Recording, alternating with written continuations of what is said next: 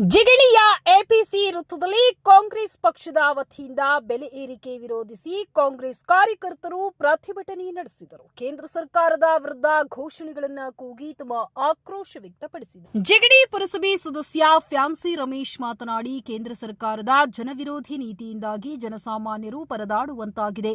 ಮನಮೋಹನ್ ಸಿಂಗ್ ಅವರ ನೇತೃತ್ವದ ಕಾಂಗ್ರೆಸ್ ಸರ್ಕಾರವಿದ್ದಾಗ ಲೀಟರ್ಗೆ 60 ರೂಪಾಯಿ ಇದ್ದ ಪೆಟ್ರೋಲ್ ಬೆಲೆ ಇಂದು 106 ರೂಪಾಯಿಗೆ ತಲುಪಿದೆ. ಸಿಲಿಂಡರ್, ದಿನಬಳಕೆಯ ವಸ್ತುಗಳು ಸೇರಿದಂತೆ ಪ್ರತಿಯೊಂದು ವಸ್ತುಗಳ ಬೆಲೆಯೂ ಗಗನಕ್ಕೇರಿದೆ. ಇದರಿಂದಾಗಿ ಸಾರ್ವಜನಿಕರ ಜೀವನ ನಡೆಸುವುದೇ ಕಷ್ಟವಾಗಿದೆ. ತೆರಿಗೆಯ ಅವೈಜ್ಞಾನಿಕ ನೀತಿಗಳಿಂದಾಗಿ ಕಿರು ಉದ್ಯಮದಾರರು ಪರದಾಡುವಂತಾಗಿದೆ. ಕೇಂದ್ರ ಸರ್ಕಾರ ಕಾರ್ಮಿಕರ ಸಂಹಿತೆಯು ಕಾರ್ಮಿಕರ ವಿರುದ್ಧವಾಗಿದ್ದು, ಕಾರ್ಮಿಕರು ಸಂಘಗಳನ್ನು ರಚಿಸಿಕೊಳ್ಳಲು ಸಹ ಭಯಪಡಬೇಕಾಗುತ್ತದೆ. ಹಾಗಾಗಿ ಈ ಸಂಹಿತೆಯನ್ನು ಹಿಂಪಡೆದು ಈ ಹಿಂದಿನ ಕಾರ್ಮಿಕರ ಕಾನೂನುಗಳನ್ನು ಮುಂದುವರಿಸಬೇಕೆಂದು ಒತ್ತಾಯಿಸಿದರು. ಭಾರತದ ಆಡಳಿತವನ್ನ ನರೇಂದ್ರ ಮೋದಿ ನಡೆಸುತ್ತಾರೋ ಅಥವಾ ಅಮೆರಿಕ ಅಧ್ಯಕ್ಷ ಡೊನಾಲ್ಡ್ ಟ್ರಂಪ್ ನಡೆಸುತ್ತಿದ್ದಾರೋ ತಿಳಿಯುತ್ತಿಲ್ಲ. ಭಾರತದ ನಿರ್ಧಾರಗಳನ್ನ ಟ್ರಂಪ್ ತೆಗೆದುಕೊಳ್ಳುವುದು ಜಾಗತಿಕ ಸಂಬಂಧವನ್ನ ಹಾಳು ಮಾಡುತ್ತದೆ. ವರ್ಷಕ್ಕೆ 1 ಕೋಟಿ ಉದ್ಯೋಗ ಸೃಷ್ಟಿ ಮಾಡುತ್ತೇವೆ ಎಂದು ಭರವಸೆ ನೀಡಿದ್ದರು. ಆದರೆ ಪದವೀಧರರು ಇಂದು ಉದ್ಯೋಗಿಗಳಾಗಿ ಬೀದಿ ಕಂಪನಿಗಳ ಮುಂದೆ ಅಲಿಯುತ್ತಿದ್ದಾರೆ ಎಂದು ಆಕ್ರೋಶ ವ್ಯಕ್ತಪಡಿಸಿದರು. ಪುರಸಭಾ ಸದಸ್ಯ ಆನಂದ್ ಗೌಡ, ಕೇಂದ್ರ ಸರ್ಕಾರವು ಜನವಿರೋಧಿ ಸರ್ಕಾರವಾಗಿದೆ. ತಮ್ಮ ನಿಲುವುಗಳು ಕೇವಲ ಶ್ರೀಮಂತರು ಮತ್ತು ಬಂಡವಾಳಶಾಹಿಗಳ ಪರವಾಗಿವೆ. ಹಾಗಾಗಿ ಈ ಬಗ್ಗೆ ಮುಂದಿನ ಚುನಾವಣೆಯಲ್ಲಿ ಜನರೇ ತಕ್ಕ ಪಾಠ ಕಲಿಸಲಿದ್ದಾರೆ. ಜಿಗಣಿ ಹೋಬಳಿಯ ಬನ್ನೀರುಘಟ್ಟ ರಾಷ್ಟ್ರೀಯ ಉದ್ಯಾನ ವ್ಯಾಪ್ತಿಯಲ್ಲಿ ಪರಿಸರ ಸೂಕ್ಷ್ಮ ವಲಯವನ್ನ ಕಡಿತಗೊಳಿಸುವ ಬಗ್ಗೆ ಚಿಂತನೆಗಳು ನಡೆದಿವೆ. ಆದರೆ ಇದರಿಂದಾಗಿ ಈ ಭಾಗದ ಜನರಿಗೆ ತೊಂದರೆಯಾಗುತ್ತದೆ ಮತ್ತು ಕಾಡಂಚಿನ ಗ್ರಾಮಗಳಲ್ಲಿನ ಜನರು ಪರದಾಡಬೇಕಾಗುತ್ತದೆ. ಹಾಗಾಗಿ ಅರಣ್ಯ ಇಲಾಖೆಯ ಅಧಿಕಾರಿಗಳು ಕ್ಷೇತ್ರ ಭೇಟಿ ಮಾಡಿ ಜನರ ಸಮಸ್ಯೆಗಳ ಬಗ್ಗೆ ವರದಿ ನೀಡಬೇಕು.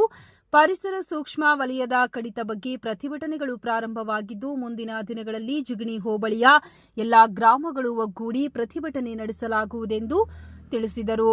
ಮುಖಂಡರಾದ ವಿನೋದ್, ಪ್ರಹ್ಲಾದ್ ರೆಡ್ಡಿ, ಮುರಳಿ, ಸಂಪಂಗಿ ರಾಮಯ್ಯ, ಮಧು, ಹರ್ಷ, ಮಂಜುನಾಥ್, ಅಮೋದ, ಪಿಳ್ಳಪ್ಪ, ಗಣೇಶ್, ರಾಜನ್, ಅಂಜಿನ್ ರೆಡ್ಡಿ, ಶ್ರೀಧರ್ ರೆಡ್ಡಿ, ಪ್ರಮೋದ್, ಬಾಬು, ಸತೀಶ್, ವೆಂಕಟೇಶ್, ಕರಗಪ್ಪ, ವೆಂಕಟಪ್ಪ, ಬಾಬು ಉಪಸ್ಥಿತರಿದ್ದರು.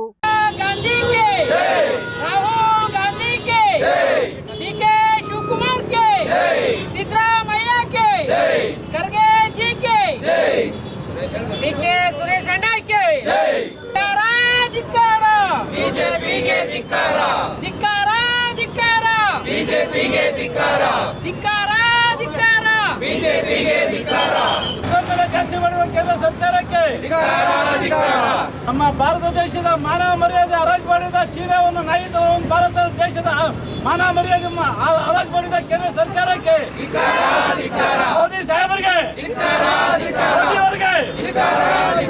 ಮೋದಿ ಅವರಿಗೆ. ನಮ್ಮ ಈಗಿನ ಪ್ರಧಾನಿಯಾದಂಥ ಶ್ರೀ ಮೋದಿಜಿಯವರು ನಮ್ಮ ಭಾರತ ದೇಶದ ಯುವಕರಿಗೆ ಲಕ್ಷಾಂತರ ಉದ್ಯೋಗವನ್ನು ಸೃಷ್ಟಿ ಮಾಡ್ತೇವೆ, ವರ್ಷಕ್ಕೆ 1 ಲಕ್ಷ ಉದ್ಯೋಗಗಳನ್ನು ನೀಡ್ತಾ ಇಲ್ಲ. ನಮ್ಮ ಕಾಂಗ್ರೆಸ್ ಪಕ್ಷ ಇದ್ದವಾಗ 56ರಿಂದ 80 ರೂಪಾಯಿ ಇತ್ತು, ಈಗ 100 ರೂಪಾಯಿ ಆಗಿದೆ. ಆರ್ಥಿಕ ಪರಿಸ್ಥಿತಿ ಕುಂಠಿತವಾಗಿದೆ. ಆಮೇಲೆ ನಮ್ಮ ರೈತರು ಬೆಳೀತಕ್ಕಂಥ ಬೆಳೆಗಳು ಅಮೇರಿಕಾದಲ್ಲಿ 20% ಟ್ಯಾಕ್ಸ್ ಕೊಡಬೇಕು. ಅವರ ಪದಾರ್ಥಗಳನ್ನ ಅಮೇರಿಕದ ಪದಾರ್ಥಗಳು ನಮ್ಮ ಭಾರತಕ್ಕೆ ಬಂದರೆ ನಾವು 0% ನಾವು ಸೇಲ್ ಮಾಡಬೇಕು. ಮತ್ತು ನಮ್ಮ ಆರ್ಥಿಕತೆಯನ್ನು ಅಮೇರಿಕಾದವ್ರು ಹೆಂಗೆ ಹೇಳ್ತವ್ರೆ ಹಂಗೆ ಕೇಳ್ತವ್ರೆ. ಈಗ ಟ್ರಂಪ್ ನಮ್ಮ ದೇಶದ ಪ್ರಧಾನಿನೋ ನಮ್ಮ ಮೋದಿ ಪ್ರಧಾನಿನೋ ಏನೂ ಗೊತ್ತಾಗ್ತಾ ಇಲ್ಲ. ನಮ್ಮ ಉದ್ಯೋಗ ಯುವಕರು ನಮ್ಮ ವಿದ್ಯಾರ್ಥಿಗಳಿಗೆ ಉದ್ಯೋಗ ಸೃಷ್ಟಿ ಮಾಡದೆ ಸುಮ್ಮನೆ ನಮಗೇನು ಗೊತ್ತಿಲ್ಲ ಅಂತ ರೀತಿಯಲ್ಲಿ ಸುಮ್ಮನೆ ಇದ್ದಾರೆ. ಅದನ್ನು ಉದ್ಯೋಗ ಸೃಷ್ಟಿ ಮಾಡ್ತಾ ಇಲ್ಲ. ನಮ್ಮ ಆರ್ಥಿಕತೆ ತುಂಬ ಕುಂಠಿತವಾಗ್ತಾ ಇದೆ. ಈಗ ಡೀಸೆಲ್ ಪೆಟ್ರೋಲ್ ಬೆಲೆನೂ ಮತ್ತೆ ಜಾಸ್ತಿ ಆಗ್ತಾ ಇದೆ, ಮತ್ತು ಚಿನ್ನದ ಬೆಲೆನೂ ಜಾಸ್ತಿ ಆಗ್ತಾ ಇದೆ. ಬಡವರು ನಮ್ಮ ದೇಶದಲ್ಲಿ ಬದುಕೋದಕ್ಕೆ ಸಾಧ್ಯವಾಗದ ರೀತಿಯಲ್ಲಿ ನಡೀತಾ ಇದೆ. ದವಸ ಧಾನ್ಯಗಳು ಅತಿ ಕಡಿಮೆಗೂ ಸಿಗ್ತಾ ಇಲ್ಲ, ಜಾಸ್ತಿ ಮಾಡಿಕೊಂಡು ಎಲ್ಲ ಮುಚ್ಚಿಟ್ಕೊಂಡು ಹೊರದೇಶಕ್ಕೆ ರಫ್ತು ಮಾಡ್ತಾ ಇದ್ದಾರೆ. ರಫ್ತು ಮಾಡ್ತಕ್ಕಂಥ ಈ GST ಎಲ್ಲ ನಮ್ಮ ಭಾರತ ದೇಶದ ನಮ್ಮ ಬಡವರಿಗೆ ಕೊಡ್ತಾ ಇದ್ದಾರೆ. ಶ್ರೀಮಂತರಾದಂಥ ಇದು ಕೈಗಾರಿಕೆ ಅವರಿಗೆ ಉದ್ಯಮಿಗಳವರಿಗೆ ಅವ್ರಿಗೆ ಸ್ಟ್ರೈಕ್ ಜಾಸ್ತಿ ಮಾಡ್ತಾ ಇಲ್ಲ. ನಮ್ಮ ಸಾಮಾನ್ಯ ಮಿಡ್ಲ್ ಕ್ಲಾಸ್ ಜನಕ್ಕೆ ಈ GST ಟ್ಯಾಕ್ಸು ಹೊರೆ ಆಗ್ತಾ ಇದೆ. ಇದನ್ನೆಲ್ಲ ಖಂಡಿಸಿ ನಾವು ಭಾರತ ದೇಶದ ಎಲ್ಲ ವಿಧಾನದ ವೈಖರಿಯ ಮೋದಿಯ ಕಾರ್ಯವೈಖರಿಯ ಇದು ವಿರೋಧ ಮಾಡ್ತಾ ನಾವು ಕಾಂಗ್ರೆಸ್ ಪಾರ್ಟಿಯಿಂದ ಜಿಗಣಿ ಪುರಸಭೆ ವ್ಯಾಪ್ತಿಯಲ್ಲಿ APC ಸರ್ಕಲ್ನಲ್ಲಿ ನಾವೆಲ್ಲ ಸೇರಿ ನಮ್ಮ ಪದಾಧಿಕಾರಿಗಳು ಎಲ್ಲ ಸೇರಿ ಅಧ್ಯಕ್ಷರುಗಳು, ಉಪಾಧ್ಯಕ್ಷರುಗಳು, ಕೌನ್ಸಿಲರ್ಗಳೆಲ್ಲ ಸೇರಿ, ಕಾರ್ಯಕರ್ತರು ಎಲ್ಲ ಸೇರಿ, ಸಾರ್ವಜನಿಕರು ಎಲ್ಲ ಸೇರಿ ಈ ಪ್ರತಿಭಟನೆಯನ್ನು ಮೋದಿ ವಿರುದ್ಧವಾಗಿ ಹಮ್ಮಿಕೊಂಡಿದ್ದೇವೆ. 2014ರಲ್ಲಿ ಮನಮೋಹನ್ ಸಿಂಗ್ ಸರ್ಕಾರ ಇದ್ದಾಗ ಡಾಲರ್ ಬೆಲೆ 56 ರೂಪಾಯಿ ಇತ್ತು. ಇವತ್ತು ಡಾಲರ್ ಬೆಲೆ 100 ಸಮೀಪಕ್ಕೆ ಹೋಗೈತೆ. ಇವತ್ತು ಪ್ರೆಸೆಂಟ್ ರೇಟ್ ಇರೋದು 92 ರೂಪಾಯಿ 16 ಪೈಸೆ ಇದೆ. ನನ್ನ ದೇಶದ ಉನ್ನತ ಸ್ಥಿತಿಗೆ ನನ್ನ ದೇಶ ಹೋಗ್ತಾ ಇದೆ ಅಂತ ಅಂದ್ಬಿಟ್ಟು ವಾಟ್ಸಪ್ ಯೂನಿವರ್ಸಿಟಿಯಲ್ಲಿ ಹಬ್ಬಿಸ್ತಾನೆ ಇದ್ದಾರೆ. ಪ್ರತಿಯೊಂದು ರೂಪಾಯಿ ಬೆಲೆ 40 ರೂಪಾಯಿ ಜಾಸ್ತಿ ಆಗಿದೆ. ಇವತ್ತಿಂದ 14 ವರ್ಷದಲ್ಲಿ ಮೋದಿ ಬಂದು ಪ್ರಧಾನಿ ಆದಾಗಿಂದ 40 ರೂಪಾಯಿ ಜಾಸ್ತಿ ಆಗಿದೆ 14 ವರ್ಷದಲ್ಲಿ. ಇವತ್ತು ಜನ ಯಾವ ಸ್ಥಿತಿಗೆ ಹೋಗಿದ್ದಾರೆ. ಈಗ ನಮ್ಮ ಒಂದು ಮೊನ್ನೆ ನಮ್ಮ ಶೃಂಗಸಭೆಯಲ್ಲಿ ಶೃಂಗಸಭೆಯಲ್ಲಿ ಒಂದು ಚೂಣ ತಯಾರಿಸಿದ ನಾಯಿನ ತೊಗೊಂಬಂದ್ಬಿಟ್ಟು ನಾಯಿನ ಭಾರತ ದೇಶದ್ದೇ ಅಂತ ಹೇಳ್ಬಿಟ್ಟು ಪ್ರಧಾನಿಯವರು 350 ಕೋಟಿ ದುಡ್ಡನ್ನ ಕೊಟ್ಟಿದ್ದೀವಿ ಅಂತ ಅಂದ್ಬಿಟ್ಟು ಅವರು ಮಾಧ್ಯಮ ಮುಂದೆನೇ ಹೇಳಿದ್ರು. ಆ 350 ರೂಪಾಯಿ ಕೊಡೋದು 2 ಲಕ್ಷ ರೂಪಾಯಿ ನಾಯಿ ಚೀನಾದಲ್ಲಿ ತಯಾರಿಸಿದ್ದು. ಇಡೀ ವಿಶ್ವದಲ್ಲೇನೆ ನಮ್ಮ ನಾಯಿ ಅಂತಂದ್ಬಿಟ್ಟು ಇಡೀ ರೋಬೋ ನಾಯಿ ಅಂತಂದು ನನ್ನ ದೇಶದ ಮಾನ ಮರ್ಯಾದೆನ ನನ್ನ ದೇಶ ಪ್ರತಿಯೊಬ್ಬರಿಗೂ ನನ್ನ ದೇಶ ಅಂತಂದಾಗ ನಾವು ಯಾರ ಹತ್ರ ಬೇರೆ ದೇಶದ ಹತ್ರ ಹೋದಾಗ ಅವರೇನಾದರೂ ಮಾತಾಡಿದಾಗ ನಾವು ತಲೆ ಬಗ್ಸೋವಂಥ ಕೆಲಸನ ಮೋದಿ ಸಾಹೇಬರು ಮತ್ತು ಶೃಂಗಸಭೆ ಎಲ್ಲ 35 ದೇಶದಲ್ಲಿ ಬಂದಂಥ ಎಲ್ಲರನ್ನ ಭಾರತ ದೇಶದ 140 ಕೋಟಿ ಜನಸಂಖ್ಯೆ ಎಲ್ಲರ ಮಾನನೂ ತೆಗೆದಾರೆ. ಮೋದಿ ಸಾಹೇಬ್ರ ಮಾನನೂ ಸೇರಿ ಏನು ಎಲ್ಲರೂ ಅವ್ರದ್ದು ಇವ್ರದ್ದು ಅನ್ನೋದಿಲ್ಲ. ಆಮೇಲೆ ಈಗ ನಮ್ಮಲ್ಲಿ ಕೇಜ್ರಿವಾಲ್ನ ಮೊನ್ನೆ ಅರೆಸ್ಟ್ ಮಾಡಿದ್ರು. ಕೇಜ್ರಿವಾಲ್ನ ಅರೆಸ್ಟ್ ಮಾಡಿ ಅವರು ಮುಖ್ಯಮಂತ್ರಿ ಆಗಿದ್ದಾಗ ಅರೆಸ್ಟ್ ಮಾಡಿದ್ರು. ಅರೆಸ್ಟ್ ಮಾಡಿ ಅವ್ರಿಗೆ ಸರ್ಕಾರ ಕೇಂದ್ರದಲ್ಲಿ ಡೆಲ್ಲಿಯಲ್ಲಿ BJP ಸರ್ಕಾರ ಬರಬೇಕು, ಅವ್ರ ಉದ್ದೇಶ ಅಷ್ಟೇ ಇದ್ದಿದ್ದು. ಯಾರನ್ನೋ ಆಗಲಿ, ಯಾರೇ ಪ್ರಬಲವಾದಂಥ ನಾಯಕರು ವಿರೋಧ ಪಕ್ಷದಲ್ಲಿದ್ದಾಗ ಅವ್ರನ್ನ ಮಟ್ಟ ಹಾಕಬೇಕು ಅಂದರೆ ED ಮತ್ತು CBIನ ಬಿಟ್ಟು ಅವ್ರ ಯಾವುದೇ ಪೊಲೀಸರನ್ನ ಸ್ಥಳೀಯವಾಗಿ ಪೊಲೀಸರನ್ನು ಬಿಟ್ಟು ಅವರನ್ನು ಮಟ್ಟ ಹಾಕುವಂಥ ಕೆಲಸನ. ಸೊ ಇವತ್ತು ಸುಮಾರು ವರ್ಷಾನುಗಟ್ಟಲೆ ಅರವಿಂದ್ ಕೇಜ್ರಿವಾಲ್ ಸಾಹೇಬರು ಜೈಲಲ್ಲಿದ್ದರು. ಅವರ ಮಾನಸಿಕವಾಗಿ ಅವರ ಸ್ಥಿತಿನ ಕುಗ್ಗಿಸಿ ಜನರಲ್ಲಿ ಇಡೀ ಇವತ್ತು ಡೆಲ್ಲಿಯ ಗದ್ದುಗೆಯನ್ನು ಮುಖ್ಯಮಂತ್ರಿಯಾಗಿ BJP ಸರ್ಕಾರದವರು ತೊಗೊಂಡಿದ್ದಾರೆ.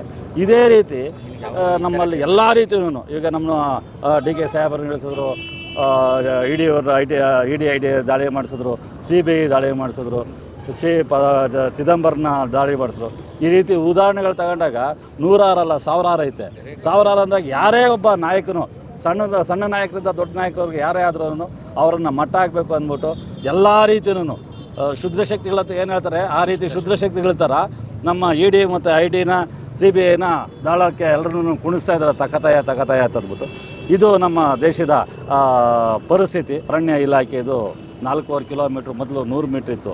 100 ಮೀಟ್ರ್ ಒಂದು ಹಸಿರು ವಲಯ ಅಂತ ಅಂದ್ಬಿಟ್ಟು ಅರಣ್ಯ ವಲಯ ಇದ್ದು 100 ಮೀಟ್ರ್ 1 ಕಿಲೋಮೀಟ್ರ್ ಇತ್ತು. ಈಗ 10 ಕಿಲೋಮೀಟ್ರ್ ಮಾಡಿದ್ದಾರೆ. 10 ಕಿಲೋಮೀಟ್ರ್ ಅಂತಂದಾಗ 4ರಿಂದ 10 ಕಿಲೋಮೀಟ್ರು.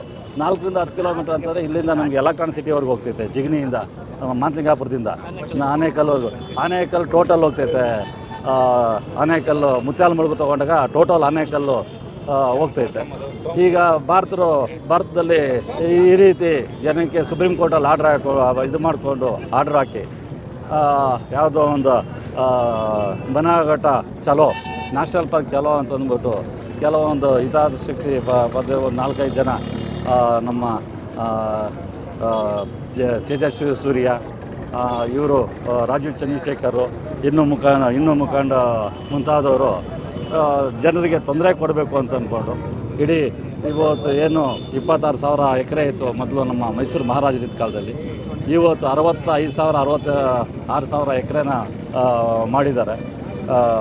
ಅರಣ್ಯ ಇಲಾಖೆ ಅಂತ ಅಂದ್ಬಿಟ್ಟು ಅರಣ್ಯ ಜಾಗದ ಅಂತ ಅಂದ್ಬಿಟ್ಟು ಅರಣ್ಯ ಜಾಗದ ಅಂತ ಈ ರೀತಿ ಮಾಡಿದಾಗ 4.5 ಕಿಲೋಮೀಟ್ರ್ ಯಾವುದೇ ಇವತ್ತು 4.5 ಕಿಲೋಮೀಟ್ರ್ ಅಂತ ಹೇಳ್ತಾರೆ, ಮುಂದೆ 10 ಕಿಲೋಮೀಟ್ರ್ ಹೋದ್ರೂ ಏನು ಸಂಶಯ ಪಡಬೇಕಾಗಿಲ್ಲ. ಈ ರೀತಿ ನಮ್ಮ ಒಂದು ದೇಶದಲ್ಲಿ ಯಾರೂ ಬಡವರು ಬದುಕೋಕ್ಕೆ ಆಗಬಾರ್ದು, ಯಾರೂ ಒಂದು ಮನೆ ಕಟ್ಟೋಕ್ಕೆ ಆಗಬಾರ್ದು. ಇವತ್ತು ಇಡೀ ದೇಶದಲ್ಲೇ ಕರೆಂಟ್ಗಳಿಲ್ಲ, ಮನೆಗಳಿಗೆ ಕರೆಂಟ್ ಇಲ್ಲ ಅಂತ ಕೇಳಿದಾಗ ಜನಕ್ಕೆ ಬಿ ಜೆ ಪಿ ವಾಟ್ಸಪ್ ಯೂನಿವರ್ಸಿಟಿಯಲ್ಲಿ ಜನ ಕರೆಂಟು ಅಂತ ಇಲ್ಲಪ್ಪ, ನಮ್ಮ ರಾಜ್ಯ ಸರ್ಕಾರ ಸಿದ್ದರಾಮಯ್ಯ ಮಾಡಿರೋದು, ನಮ್ಮ ಇವ್ರಿಗೆ ಡಿ ಕೆ ಶಿವಕುಮಾರ್ ಮಾಡಿರೋದು ಅಂತ ಹೇಳ್ತಾರೆ. ಆದರೆ ಸುಪ್ರೀಂ ಕೋರ್ಟ್ ಆರ್ಡ್ರಲ್ಲಿ ಇವರೇ ಆರ್ಡ್ರ್ ಮಾಡಿಸಿರೋವಂಥದ್ದು. ಈ ಸುಪ್ರೀಂ ಕೋರ್ಟಲ್ಲಿ ಆರ್ಡ್ರ್ ಮಾಡಿಸಿ ಈ ಎಲ್ಲ ಪ್ರತಿ ಮನೆಗೂ ಕರೆಂಟ್ ಕೊಡಬೇಕು ಅಂತಂದ್ಬಿಟ್ಟು ಕಾಂಗ್ರೆಸ್ ಸರ್ಕಾರ ಎಷ್ಟೇ ಕಷ್ಟಪಟ್ಟರು ಆ ಸುಪ್ರೀಂ ಕೋರ್ಟ್ ಆರ್ಡ್ರಲ್ಲಿ ಪ್ರತಿಯೊಬ್ಬರಿಗೂ ಬಡವರಿಗೆ ತುಂಬಾ ಅನ್ಯಾಯ ಆಗ್ತಾಯಿದೆ. ಇನ್ನು ನಾವು ಬೆಳೆದ ಬೆಳೆಗೆ ಅಮೆರಿಕದಲ್ಲಿ ಬೆಳೆ ಬೆಳೀತಾ ಇದ್ದಾರೆ. ಬೆಳೆ ಬೆಳೆದ್ರೆ ಅವರು ನಮ್ಮದು ಅಮೇರಿಕನ ನಮ್ಮ ದೇಶ ಭಾರತನ ಗೊತ್ತಾಗ್ತಾ ಇಲ್ಲ. ಇಲ್ಲಿ ಪ್ರಧಾನಿಯವರು ನರೇಂದ್ರ ಮೋದಿಯವರ ಇಲ್ಲ ನಮ್ಮ ಡೊನಾಲ್ಡ್ ಟ್ರಂಪ ಗೊತ್ತಾಗ್ತಾ ಇಲ್ಲ. ಯಾಕೆ ನಮ್ಮ ಡೊನಾಲ್ಡ್ ಟ್ರಂಪ್ ಅಂತ ಹೇಳಬೇಕು ಅಂದಾಗ ನಾವು 20% ಟ್ಯಾಕ್ಸ್ನ ರೈತರು ಬೆಳೆದಂಥ ಬೆಳೆಗೆ 20% ಟ್ಯಾಕ್ಸ್ನ ನಮ್ಮ ರೈತರು ಅವ್ರಿಗೆ ಕೊಡಬೇಕು. ನಮ್ಮ ರೈತರು ನಾವು ಏನು ಬೆಳಿತೀವಿ ನಾವು ಅವ್ರಿಗೆ ಕೊಡಬೇಕು. ಅದೇನೇ ಮುಕ್ತ ಮಾರ್ಕೆಟು ನಮ್ಮಲ್ಲಿ ಅವ್ರು ಯಾವುದೇ ಬೆಳೆನ ಬೆಳೆದ್ರು ಏನೇ ನಮ್ಮ ಭಾರತ ದೇಶಕ್ಕೆ ತೊಗೊಂಬಂದ್ರೂ 0% ಅಂದರೆ ಏನೂ ಇಲ್ಲ. ನನ್ನ ದೇಶದ ನೆಲದಲ್ಲಿ ಬೇರೆ ಯಾವುದೇ ದೇಶದಿಂದ ಬಂದರೂ ಏನೇ ಬಂದು ಮಾರ್ಕೊಂಡು ಹೋಗ್ಬೋದು. ಈ ರೀತಿ ನನ್ನ ದೇಶನ ಅಮೇರಿಕಾಗೆ ಹಡ ಇಟ್ಟಂಥ ನರೇಂದ್ರ ಮೋದಿಯವರಿಗೆ ಹಾಗೂ ಅವರ ಸಹಪಾಠಿಗಳು ಎಲ್ಲರಿಗೂ ಧಿಕ್ಕಾರಕ್ಕೆ ಹೋಗುತ್ತಾ ಈ ಒಂದು 2 ಮಾತನ್ನು ಮುಗಿಸ್ತಾ ಇದ್ದೀನಿ. ಜೈ ಭಾರತ್, ಜೈ ಕಾಂಗ್ರೆಸ್, ಜೈ ಹಿಂದ್. ನಮ್ಮ ಉದಯ್ ಭಾನು ಅವ್ರನ್ನ all India youth president Uday Bhanu ಅವ್ರನ್ನ ಅರೆಸ್ಟ್ ಮಾಡಿದ್ದಾರೆ. ಅದನ್ನು ಖಂಡನೆ ಮಾಡ್ತಾ ಇವತ್ತೊಂದು ದಿವಸ ಏನು ಎ ಸ್ಮಿತ್ ಅದು ಇಂಟರ್ನ್ಯಾಷನಲ್ ಕಾನ್ಫರೆನ್ಸ್ನ ಇವರು ಖಂಡನೆ ಮಾಡಿದ್ದಕ್ಕೆ, ಇವರು ಒಂದು ಪ್ರೊಟೆಸ್ಟ್ ಮಾಡಿದ್ದಕ್ಕೆ, ನಾವು ಪ್ರೊಟೆಸ್ಟು ಹಲವಾರು ಥರ ನಾವು ಪ್ರೊಟೆಸ್ಟ್ ಮಾಡ್ತೀವಿ. ನಾವು ಅದರಲ್ಲಿ ಒಂದು ಭಾಗ ಆದಂಥ ಅವರೇನೋ ಒಂದು ಟೀ ಶರ್ಟನ್ನ ತೆಗೆದು ಅರೆಬೆತ್ತಲೆ ಪ್ರೊಟೆಸ್ಟ್ ಮಾಡಿದ್ದಾರೆ ಅಂತೇಳಿ ಅವ್ರನ್ನ ಅರೆಸ್ಟ್ ಮಾಡಿ ಸಿವಿಲ್ ಕೋರ್ಟಲ್ಲೂ ಕೂಡ ಅವ್ರನ್ನ ಇವರು ಅರೆಸ್ಟ್ ಮಾಡಿರೋಂಥ ವ್ಯಕ್ತಿಗಳು ಸಿವಿಲ್ ಕೋರ್ಟ್ಗೆ ಪ್ರೊಡ್ಯೂಸ್ ಮಾಡಿದಾಗ ಅಲ್ಲಿ ಅವ್ರ ಬೇಲ್ ಮಂಜೂರಾಗದೆ ಹೈಕೋರ್ಟ್ ಅದನ್ನು ಚೀಮಾರೆ ಹಾಕಿ ನಿನ್ನೆ ದಿವಸ ಅವ್ರಿಗೆ ಬೇಲ್ ದೊರಕಿದೆ. ಅದು ನಮ್ಮ ಕಾಂಗ್ರೆಸ್ ಪಕ್ಷಕ್ಕೆ ಜಯ ಅಂತ ಹೇಳಬೇಕು. ಅದೇ ರೀತಿ ಯಾವುದೇ ಒಂದು ರೀತಿ ಆಗಿರ್ಬೋದು, ನಮ್ಮ ಸಂವಿಧಾನ ಪ್ರಕಾರವಾಗಿ ಇರೋ ಹಾಗೆ ನಾವು ಪ್ರತಿಯೊಂದು ಪ್ರೊಟೆಸ್ಟ್ ಮಾಡೋದೇ ಆಗಲಿ ಏನೇ ಆಗಲಿ ಮಾಡೋದು ಅದು ನಮ್ಮ ಹಕ್ಕು. ನಮ್ಮ ಹಕ್ಕನ್ನು ಇವರು ಕದೀತಾ ಬರ್ತಾ ಇದ್ದಾರೆ. ಅದಕ್ಕೆ ಯಾವುದೇ ರೀತಿಯಾದಂಥ ಕೇಂದ್ರ ಸರ್ಕಾರ ಬರಬೇಕಾದ್ರೆ ಅವ್ರು ಹೇಳೋದು ಒಂದೇ, ಈ ಹಿಂದೆ ಇದ್ದ ಸರ್ಕಾರಗಳು ಏನೂ ನಾವು ಮಾಡಿಲ್ಲ, ಬೆಲೆ ಏರಿಕೆ ಆಗಿರ್ಬೋದು ತೋರಿಸಿ, ನೀವು ಇವತ್ತು 15 ವರ್ಷದಿಂದ ಸರ್ಕಾರ ನೀವು ಸೆಂಟ್ರಲ್ ಗೌರ್ಮೆಂಟಲ್ಲಿದೆ ನಿಮ್ಮದು. ಪ್ರತಿಯೊಂದು ಏನು ಜನರ ಈಗ ಮಾನದಂಡ ಇಟ್ಕೊಂಡು ಒಂದು ಬೆಲೆ ಏರಿಕೆ, ಡೀಸೆಲ್ ಇರ್ಬೋದು, ಪೆಟ್ರೋಲ್ ಇರ್ಬೋದು, ಗ್ಯಾಸ್ ಇರ್ಬೋದು, ಇದನ್ನೆಲ್ಲ ತೋರಿಸ್ಕೊಂಡು, ಇಲ್ಲ ಶೇರ್ ಇರ್ಬೋದು, ಇಲ್ಲಾಂದರೆ ವಹಿವಾಟುಗಳು ಇವತ್ತೇನು ನಮ್ಮ ಹೊರದೇಶಗಳಿಗೆ ಇಂಪೋರ್ಟ್ ಆಗ್ಬೋದು, ಎಕ್ಸ್ಪೋರ್ಟ್ ಆಗ್ಬೋದು, ಅದನ್ನೆಲ್ಲ ತೋರಿಸಿ ತಾವು ಎಲ್ಲ ಖಾಸಗೀಕರಣ ಆಗ್ತಿದೆ ಅಂತ ಹೇಳ್ಬಿಟ್ಟು ತಾವು ಏನು ಮಾಡ್ತೀರಾ, ಇವತ್ತು ಅಧಿಕಾರದಲ್ಲಿ ಕೂತ್ಕೋತೀರಾ. ತಾವು ಮಾಡ್ತಾ ಇರೋದೇನು, ತಾವು ಮಾಡ್ತಿರೋದು ಅದೇ ಕೆಲಸ ಅಲ್ವಾ. ಇವತ್ತು ಪ್ರತಿಯೊಂದು ಸೇಲ್, ಈಗ ಮೊನ್ನೆ ತಾನೇ ನಮ್ಮ 2000-3000 ಜನ ನಮ್ಮ ಯಾವುದು ನಮ್ಮ ಇಂಡಸ್ಟ್ರಿಯಿಂದ ಲೇಬರ್ ಸೆಲ್ಲಿಂದ ಒಂದು ಪ್ರೊಟೆಸ್ಟ್ ಮಾಡಿದ್ರು. ಅದಕ್ಕೆ ಏನದು ವಿಚಾರ ಅಂತ ಹೇಳಿದ್ರೆ, ಇದೇ ರೀತಿ ಎಲ್ಲ ಕಾರ್ಮಿಕ ವಿರೋಧಿ ಕಾಯ್ದೆಗಳು ತಂದಿರೋದಕ್ಕೋಸ್ಕರ ಅಲ್ವಾ. ನೀವು ಅವತ್ತೊಂದು ದಿವಸ ಕಾರ್ಮಿಕ ವಿರೋಧಿಗಳು ಕಾಯ್ದೆಗೆ ನಮ್ಮ ಮೇಲೆ ನೀವು ಕಾಂಗ್ರೆಸ್ ಸರ್ಕಾರದ ಮೇಲೆ ವಿರೋಧ ಮಾಡ್ಕೊಂಡು ಇವತ್ತು ಅಧಿಕಾರಕ್ಕೆ ಬಂದ್ರಿ. ಇವತ್ತು ಅವ್ರಿಗೇನು ಉತ್ತರ ಕೊಡ್ತಾ ಇದ್ದೀರಾ? ಅದಕ್ಕೂ ಏನು ಉತ್ತರ ಇಲ್ಲ ನಿಮ್ಮ ಹತ್ರ. ಯಾವುದೇ ವಿಚಾರ ರೈತರ ಬಗ್ಗೆ ಪರವಾಗಿ ಏನೋ ಕೇಳಿದ್ರೆ ಅದಕ್ಕೂ ನಿಮ್ಮ ಹತ್ರ ಉತ್ತರ ಇಲ್ಲ. ಒಂದು ಪ್ರೊಟೆಸ್ಟ್ ಮಾಡಿದ್ರೆ ಅದಕ್ಕೆ ತೊಗೊಂಡೋಗಿ ನೀವು ಅರೆಸ್ಟ್ ಮಾಡ್ತೀರಾ. ಸ್ವಾಮಿ, ಇವತ್ತು ದೇಶ ಎಲ್ಲೂ ಯಾವುದೇ ರೀತಿಯಾದಂಥ ಕುಗ್ಗಿಲ್ಲ. ಇವತ್ತು ದೇಶದಲ್ಲಿರೋಂಥ ಕಾಂಗ್ರೆಸ್ಸು ಬಲಿಷ್ಠವಾಗಿದೆ. ನಮ್ಮ ಕರ್ನಾಟಕದಲ್ಲಂತೂ ಅತಿ ಹೆಚ್ಚು ಬಲಿಷ್ಠವಾಗಿದೆ. ನಮ್ಮ ಸಾಹೇಬ ಡಿ ಕೆ ಶಿವಕುಮಾರ್ ಅವರು ಇರ್ಬೋದು, ಸಿದ್ದರಾಮಯ್ಯ ಅವರು ಇರ್ಬೋದು, ಹಾಗೆ ನಮ್ಮ ನೆಚ್ಚಿನ ನಾಯಕರಂತ ನಮ್ಮ ಭಾಗದ ನಮ್ಮ ಲೋಕಸಭಾ ಸದಸ್ಯರಾದಂಥ ಡಿ ಕೆ ಸುರೇಶ್ ಅಣ್ಣ ಅವರು ಆಗಿರ್ಬೋದು, ಅವರು ನಮ್ಮ ಮಾರ್ಗದರ್ಶನದಲ್ಲಿ ಮುಂದಿನ ದಿವಸಗಳಲ್ಲಿ ಪ್ರತಿಯೊಂದು ವಿಚಾರಕ್ಕೂ ಉತ್ತರ ಕೊಡಬೇಕಾಗುತ್ತೆ. ಆ್ಯಕ್ಚುಲಿ ಇವತ್ತು ನಾವು ಈಕೋ ಸೆನ್ಸಿಟಿವ್ದು ನಾವು ಪ್ರೊಟೆಸ್ಟ್ ಮಾಡಬೇಕಾಯಿತು. ಏನು ಈಕೋ ಸೆನ್ಸಿಟಿವ್ದು? ಇವತ್ತು ಕೇಂದ್ರ ಸರ್ಕಾರ 2016ರಲ್ಲಿ ಏನು ಈ ಒಂದು ಎನ್ವಾಲ್ಮೆಂಟ್ ಮಿನಿಸ್ಟರ್ ಅವರು ಒಂದು ಕೇಸು ಫೈಲ್ ಮಾಡಿರ್ತಾರೆ ಸುಪ್ರೀಂ ಕೋರ್ಟಲ್ಲಿ. ಸುಪ್ರೀಂ ಕೋರ್ಟ್ 2016ರಲ್ಲಿ ಒಂದು ಕೇಂದ್ರ ಸರ್ಕಾರಕ್ಕೆ ಸುಪ್ರೀಂ ಕೋರ್ಟ್ ಮನವಿ ಕೊಟ್ಟಾಗ ಸುಪ್ರೀಂ ಕೋರ್ಟಿಂದ ಕೇಂದ್ರ ಸರ್ಕಾರಕ್ಕೆ, ರಾಜ್ಯ ಸರ್ಕಾರಕ್ಕೆ ಅದು ಒಂದು ಮನವಿ ಕಳಿಸ್ತಾರೆ. ಏನಿದು 1 ಕಿಲೋಮೀಟ್ರು, ಅದೇ ರೀತಿ 100 ಕಿಲೋಮೀಟ್ರ್ ಮಾಡ್ಬೋದಾ, ಇಲ್ಲ 4.5 ಕಿಲೋಮೀಟ್ರ್ ಮಾಡಿ ಅಂತೇಳಿ ಸುಪ್ರೀಂ ಕೋರ್ಟು ಒಂದು ಆದೇಶ ಕೊಟ್ಟಾಗ ಇವರು ಅದನ್ನು ಪರಿಶೀಲನೆ ಮಾಡಿ 1 ಕಿಲೋಮೀಟ್ರನ್ನ 100 ಮೀಟ್ರನ್ನ ಹಳ್ಳಿಗಳನ್ನ ಕೆಲವು ನಿಗದಿಪಡಿಸಿ ಮಾಡಿರ್ತಾರೆ. ಆದರೆ ನೀವು ಇವತ್ತು ಅದನ್ನು ಇವತ್ತು ತಿರ್ಗಾ ಏನು ಈಕೋ ಸೆನ್ಸಿಟಿವ್ದನ್ನು ತಿರ್ಗಾ ಅವರು ಮರುಪ್ರಶ್ನೆ ಮಾಡಿ ಸುಪ್ರೀಂ ಕೋರ್ಟ್ಗೆ ಅರ್ಜಿ ಸಲ್ಲಿಸಿದಾಗ ನೀವು ಒಂದು ವಾರದಲ್ಲಿ ಏಕಾಏಕಿ ಅವರು ಒಂದು ವಾರದಲ್ಲಿ ಕೊಟ್ಟಿದ್ದ ರಿಪೋರ್ಟ್ನ ನೀವು ತಿರ್ಗಾ 4 ಕಿಲೋಮೀಟ್ರ್ ಮಾಡಿ ನೀವು ತಿರ್ಗಾ 100 ಮೀಟ್ರ್ ಇದ್ದಿದ್ದನ್ನ ಎಲ್ಲ ಹಳ್ಳಿಗಳ್ನೂ ಸೇರಿಸಿ ಅಂದರೆ ನಾವೆಲ್ಲ ಎಲ್ಲಿ ಹೋಗಬೇಕು? ಅವರು ಯಾರು ಸುಪ್ರೀಂ ಕೋರ್ಟಿಂದ ಏನು ಬಂದಿದ್ರು, ಚಂದ್ರಚೂಡ್ ಅವ್ರು ಇರ್ಬೋದು, ಅವರು ಏನೋ ಒಂದು ಅವ್ರ ಕಡೆಯಿಂದ ಸಹೋದ್ಯೋಗಿಗಳು ಏನು ಬಂದಿದ್ರು, ಇಲ್ಲ ಸುಪ್ರೀಂ ಕೋರ್ಟಿಂದ ಏನೋ ಒಂದು ಕಮಿಟಿ ಮಾಡಿದ್ರು, ಅವ್ರು ಏನು ಬಂದಿದ್ರು, ಎಲ್ಲೋ ಒಂದು ಕಡೆ ಕುತ್ಕೊಂಡು ಇವತ್ತೊಂದು ದಿವಸ ಅದನ್ನು ರಿಪೋರ್ಟ್ ಹಾಕಿದ್ದಾರೆ. ಅದನ್ನು ಸೆಂಟ್ರಲ್ ಗೌರ್ಮೆಂಟ್ ಅವರು ಅಸ್ತು ಅಂತೇಳಿ ತಿರ್ಗಾ ಇದನ್ನು ಮಾಡ್ಬೋದು ಅಂತೇಳಿ ನೀವು ಕಳಿಸಿದ್ದೀರಲ್ಲ, ಏನಾಗಬೇಕು? ನಾವೆಲ್ಲ ಡೆವಲಪ್ಮೆಂಟ್ ಆಗಿಲ್ವ? ಎಲಿಫೆಂಟ್ ಕಾರಿಡಾರ್ ಅಂತ ಹೇಳ್ತಾರೆ. ನಾವು ಫಾರೆಸ್ಟ್ ಅವ್ರನ್ನ ಕೇಳ್ದೋ, ಎಷ್ಟು ನಿಮ್ಮ ಹತ್ರ ಪ್ರಾಣಿಗಳು, ಆನೆಗಳು ಇದೆಯಾ, ನಿಮ್ಮ ಹತ್ರ ಮಾಹಿತಿ ಇದೆಯಾ ಅಂದರೆ ಅವ್ರಿಗೂ ಬೆಳ್ಳಣಿಕೆ ಅಷ್ಟು ಹೇಳ್ತಾರೆ, ಹೌದು ನಮಗೆ ಮಾಹಿತಿ ಇಲ್ಲ ಅಂತ ಹೇಳ್ತಾರೆ. ಬಟ್ ಯಾವ್ದು ಮಾಹಿತಿ ತೊಗೊಂಡ್ಮೇಲೆ ನೀವು ಅದು ಕೊಟ್ಟಿದ್ದೀರ, ನಾವೆಲ್ಲ ಇದೆಲ್ಲ ಡೆವಲಪ್ಮೆಂಟ್ ಆಗಿರೋದನ್ನ ತಾವು ಏನು ಅದನ್ನು ನೀವು ಆಲೋಚನೆ ಮಾಡ್ತಿದ್ದೀರಾ, ಏನು ಮಾಡ್ತಿದ್ದೀರಾ ನಮ್ಗೆ ಗೊತ್ತಿಲ್ಲ. ಇದನ್ನು ನಾವು ಕೇಂದ್ರ ಸರ್ಕಾರಕ್ಕೂ ನಾವು ಒತ್ತಾಯ ಮಾಡ್ತಿದ್ದೀವಿ, ಹಾಗೆ ನಮ್ಮ ರಾಜ್ಯ ಸರ್ಕಾರಕ್ಕೂ ನಾವು ಒತ್ತಾಯ ಮಾಡ್ತಾಯಿದ್ದೀವಿ. ದಯವಿಟ್ಟು ಇದ್ರ ಬಗ್ಗೆ ನೀವು ಮೂಗು ತೂರಿಸಿ ಅಂತಲ್ಲ. ಈಗ ನೋಡಿ, ಕರೆಂಟ್ ವಿಚಾರದಲ್ಲಿ ಏನಾಯಿತು, ಎಲ್ಲೋ ಮಹಾರಾಷ್ಟ್ರದಲ್ಲಿ ಕುತ್ಕೊಂಡು ಒಬ್ಬರು ಅಪೀಲ್ ಹಾಕಿದ್ಕೆ ಇವತ್ತೊಂದು ದಿವಸ ಯಾರು ಸರಿಗೆ ಪಬ್ಲಿಕ್ ಆಗಲಿ ಯಾರೇ ಆಗಲಿ ಗಮನಿಸ್ತಾ ಇರೋದಕ್ಕೆ ಕಾರಣ ಇವತ್ತೇನಾಯಿತು, ಸುಪ್ರೀಂ ಕೋರ್ಟ್ ಆರ್ಡ್ರ್ ಮಾಡ್ತು. ಆ ಥರ ಹೆಂಗಾಗೋಯ್ತು ಅಂದರೆ ಅದೊಂಥರ ಎಕ್ಸ್ಪರ್ಟಿ ಆರ್ಡ್ರ್ ಆದಂಗೆ ಆಗೋಯ್ತು. ಯಾವ ಸರ್ಕಾರಗಳೂ ತಲೆ ಕೆಡಿಸ್ಕೊಂಡಿಲ್ಲ, ಯಾವ ಜನಪ್ರತಿನಿಧಿಗಳು ತಲೆ ಕೆಡಿಸ್ಕೊಂಡಿಲ್ಲ, ಪಬ್ಲಿಕ್ಕು ತಲೆ ಕೆಡಿಸ್ಕೊಂಡಿಲ್ಲ. ಆದರೆ ಇವತ್ತು ನಾವು ಹೊರೆ ರಾಜ್ಯ ಸರ್ಕಾರ ಮೇಲೆ ಬಿದ್ದಿದೆ.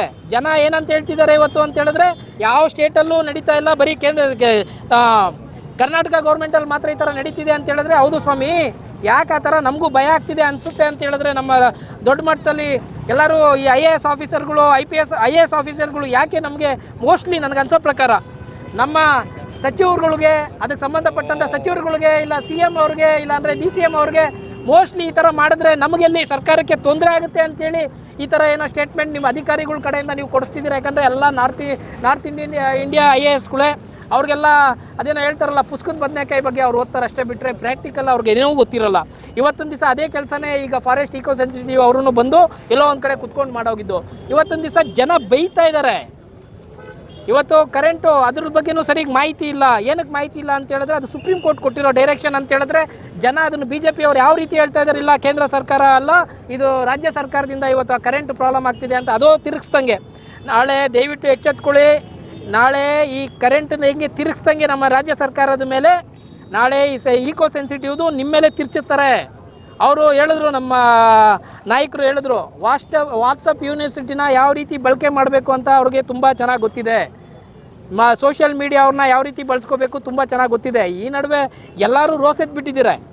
ಸೋಷಿಯಲ್ ಮೀಡಿಯಾನೇ ಅಂತಲ್ಲ, ಪ್ರತಿಯೊಬ್ಬ ಜನಪ್ರತಿನಿಧಿಗಳು ಕಾಂಗ್ರೆಸ್ ಅವರಾಗಿರ್ಬೋದು, ಬರೀ ಒಬ್ಬರೇ ಅಲ್ಲ, BJP ಅವರು ರೋಸೆತ್ಬಿಟ್ಟಿದ್ದಾರೆ. ಯಾವಾಗ ಕೇಂದ್ರ ಸರ್ಕಾರ ತೊಲಗುತ್ತೋ, ನಮಗೆ ಒಳ್ಳೆ ಮಾರ್ಗದರ್ಶನ ಮುಂದಿನ ದಿನಗಳಲ್ಲಿ ಸಿಗುತ್ತೋ ಅನ್ನೋ ಮಟ್ಟಕ್ಕಾಗಿದೆ. ಇದೇ ರೀತಿ ನಡೆದರೆ ಪ್ರತಿಯೊಂದು ರಾಜ್ಯದಲ್ಲೂ, ಪ್ರತಿಯೊಂದು ಜಿಲ್ಲೆಯಲ್ಲೂ, ಪ್ರತಿಯೊಂದು ಕ್ಷೇತ್ರದಲ್ಲೂ ಈ ಹೋರಾಟ ಮಾಡಬೇಕಾಗತ್ತೆ.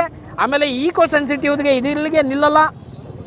ಕೆಲವೇ ದಿನಗಳಲ್ಲಿ ನಾವು ಉಗ್ರವಾಗಿ ಜಿಗಣಿ ವ್ಯಾಪ್ತಿಯಲ್ಲಿ ಈಗ ಆಲ್ರೆಡಿ ಬನ್ನಾರಘಟ್ಟ, ಮಂಟಪ, ಇಂಡ್ಲುವಾಡಿ ಎಲ್ಲ ಕಡೆಯೂ ಇದನ್ನು ಪ್ರೊಟೆಸ್ಟ್ ಮಾಡಿದ್ದಾರೆ. ನಾವು ಕೂಡ ಮುಂದಿನ ದಿವಸಗಳಲ್ಲಿ ಇದನ್ನು ಉಗ್ರವಾಗಿ ಅತಿ ಸೂಕ್ಷ್ಮವಾಗಿ ತಗೊಂಡು ನಾವು ಇದನ್ನು ಹೋರಾಟ ಮಾಡ್ತೀವಿ ಅಂತೇಳಿ ನನ್ನ 2 ಮಾತು ಮುಗಿಸ್ತೀನಿ. ವಿರುದ್ಧ ಪ್ರತಿಭಟನೆ ಮಾಡ್ತಿರೋಂಥ ಉದ್ದೇಶ ಅಂದರೆ, ಮೋದಿ ಸಾಹೇಬರು 2014ರಲ್ಲಿ ಬಂದಾಗ ಪ್ರತಿ ವರ್ಷ 2 ಕೋಟಿ ಉದ್ಯೋಗ ಸೃಷ್ಟಿ ಮಾಡ್ತೀನಿ ಅಂದರು, ಮಾಡಲಿಲ್ಲ. ಮತ್ತು ಇವ್ರಿಗೆ 15 ಲಕ್ಷ ಹಾಕ್ತೀನಿ ಅಂದರು, ಹಾಕಿಲ್ಲ. ಉದ್ಯೋಗ ಪೆಟ್ರೋಲ್ ಡೀಸೆಲ್ ಬೆಲೆ ಕೇಂದ್ರ ಸರ್ಕಾರದಲ್ಲಿ ಬಂದರೆ ಇದು ಏನು ಅಮೇರಿಕಾ ಡಾಲರ್ ರೇಟೆಲ್ಲ ಕಡಿಮೆ ಮಾಡ್ತೀನಿ ಅಂದರು, ಮಾಡಲಿಲ್ಲ. ಮತ್ತು ಈಗ ನಮ್ಮ ಮೇಕೆದಾಟುಗೆ ಅವರು ಫಾರೆಸ್ಟ್ ಕ್ಲಿಯರೆನ್ಸ್ ಕೊಡಬೇಕು. ಯಾಕಂದರೆ ಬೆಂಗಳೂರಲ್ಲಿ ನೆಕ್ಸ್ಟು ಈ ವರ್ಷ ಮಳೆ ಇಲ್ಲಾಂದರೆ ನೆಕ್ಸ್ಟು ಬೆಂಗಳೂರಲ್ಲಿ ನೀರಿಗೆ ತುಂಬ ಅಭಾವ ಆಗುತ್ತೆ. ಅದಕ್ಕೆ ಕೇಂದ್ರ ಸರ್ಕಾರದ ಇವತ್ತು ನಮ್ಮ BJP MPಗಳು ಮತ್ತು ಮಿನಿಸ್ಟ್ರಿಗಳೆಲ್ಲ ಕೇಂದ್ರ ಸರ್ಕಾರಕ್ಕೆ ಮನವಿ ಮಾಡಿ ಮೇಕೆದಾಟುಗೆ ಫಾರೆಸ್ಟ್ ಕ್ಲಿಯರೆನ್ಸನ್ನು ಕೊಟ್ಟು ಇವತ್ತು ಬೆಂಗಳೂರಿಗೆ ನೀರು ಬರೋದು ಅಂತ ಅದು ಮಾಡಿಕೊಡ್ಬೇಕು ಅಂತ ಈ ಮೂಲಕ ಆಗ್ರಹಿಸ್ತೀನಿ.